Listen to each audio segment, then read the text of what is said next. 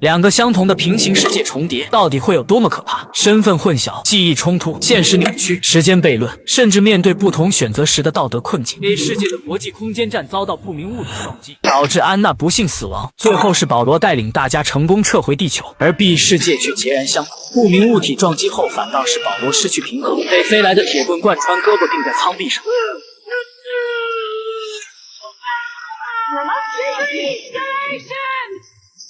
安娜立刻控制住舱内火势的蔓延，带领其余人躲进安全的1号舱，并且在第一时间对保罗采取救治。但保罗的手臂被死死卡住，由于太空没有气压，血液会在伤口处迅速沸腾气化，这种情况下根本无法止血，唯一的办法只有截肢。俄罗斯宇航局命令他们马上返回地球，因为刚才的撞击空间站的电力减少了55%，留下来等待他们的只有死亡。可这一决定遭到亨利的阻挠，他是美国冷原子实验项目的地面负责人。刚才被撞击时，空间站的冷原子实验产生了微妙的变化，它是只能在零重力下存活的全新物种。如果一旦成功，足以颠覆整个世界。为了能将实验继续进行下去，安娜按照地面的指引，冒险走出舱外维修供电系统。可这一切并不像玩遥控赛车那样简单，撞击损坏的面积实在太过严重，通讯又出现故障，与地面失去了一切联系。失联的同时，安娜也看到撞击物的大概面貌，好奇心唆使她拽了一把撞击物。